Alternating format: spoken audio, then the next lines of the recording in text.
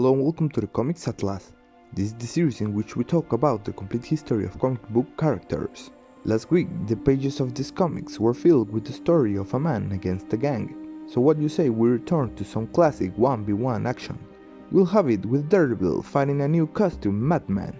It should be a nice episode, so let's get to it. Our first image is a look at newcomer Jester, who is terrorizing the city with his yo-yos, just a teaser for the battle that's to come. At Nelson and Murdoch's, everyone's mourning for Mike, except Matt, who is quick to run away from the nonsense he created. Back with Jester, we watch him promote himself and remember the early days of his crime career. It all went down after his first starring night at the theater. He was Cyrano, but everyone hated him and booed him off the stage. You see, he trained his body and learned sword fighting, but never took an acting class in his life. Alright.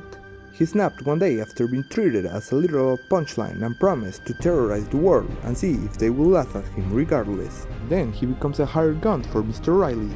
We'll meet him in a future Spider-Man episode, but in short, he wants Jester to kidnap fucking Nelson and make him drop off his DA race. Later, the villain attacks our lovely gang and takes the blind lawyer as a hostage for Nelson to think his next move. Great mistake. Matthew decides to revive Daredevil, again lying to his friends, telling them there's another man donning the costume. After destroying his street clothes with a convenient dose of acid he seemingly always carries around, it's Daredevil versus Jester. But spoiler alert, Riley dies, so there's no reason for the battle to continue. So it's a draw, at least for the next 2 issues. In the meantime, Murdoch has to deal with a grim reality, Karen leaving the firm. What's with Marvel and women randomly resetting their lives? It's some crap about his blindness getting in the way of their relationship. Now, both sad and angry, our protagonist keeps moving just to forget about her. He lays a hand on a guy who stole a bag with radioactive material, stopping a crime but making his head spin. In the next page, Daredevil swings all the way to MSG where Captain America is having an exhibition fight for charity. Matt intervenes and wants to have a real one with Rogers. Rejoice with some cool panels of hero versus hero battle. Until it ends. Our protagonist recovering his cool. It was the radiation that made him lose his mind for a moment and pursue a dangerous outing. Now Jester and his all new toys are committing crimes. The police arrives to stop him, but it's not necessary. Leaving his loot behind, we learn all the man craves is the thrill of the game. And what a game it is. He's already planning his next plot to take revenge on the man without fear for driving him away last time. He goes to the police using his real name, Jonathan Powers. His bold move is threatening to reveal Daredevil's real identity. Of course, Matt won't allow it, so it's a date. Powers, Murdoch, the George Washington Bridge, at midnight. What could go wrong? Just about everything. It's just what the Jester wanted. A chance to get rid of his normal day-to-day identity and to pin his murder on the hands of the vigilante. Right off the bat, Murdoch's surprised at the bridge. He's attracted by the screams of Power, who then tackles him. For a moment, it's a scene of chaos until the lawyer recognizes the voice of the man and realizes he's facing the Jester. Too late, man. When the priest arrives, Jester plays dumb and jumps off the ridge, making it seem like Matt murdered him. Of course, there's a submarine waiting for him. You can say the same for the Devil. Now, the police will be on his ass for a while.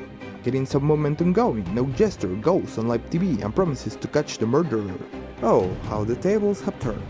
It's time for another battle and the Joker seems to have Daredevil against the ropes, but he grows too confident, getting kicked by the vigilante who escapes from his grasp and that of the police.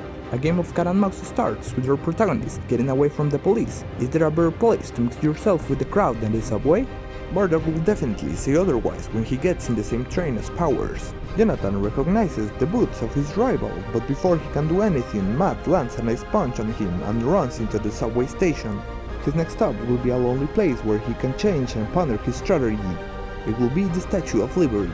He won't be alone for long as the Jester's already following him. A high-flying encounter follows and Daredevil is betrayed and sedated by an officer he just saved. Next image is one of the red costume and sleeping in jail. That's a cool setup for the final jest. But goes on full prison mode, tricking guards, stealing a doctor's identity and a car to reach his office. With his sanity and freedom back, the hero reflects on the last day.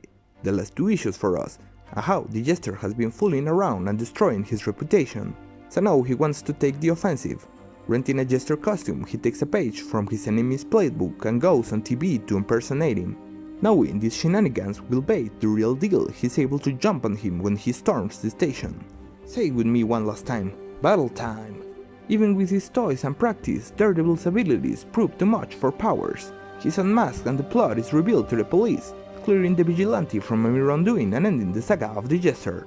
Yet, this is another downer ending. Matthew is tormented by his inability to help Foggy in his DA race, neglecting his work on the farm, and the big one, Karen, is still nowhere to be found.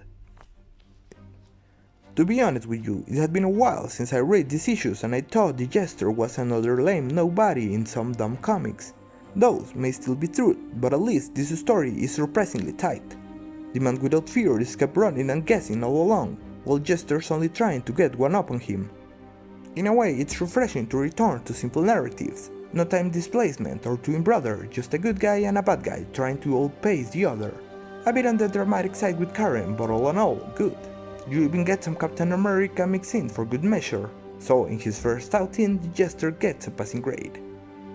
Anyway guys, that's it for today. Don't forget to leave your like, share and subscribe down below. You can also check my other playlist on heroes such as Spider-Man and Thor. This is the Comics Atlas, and I wish you all a nice existence.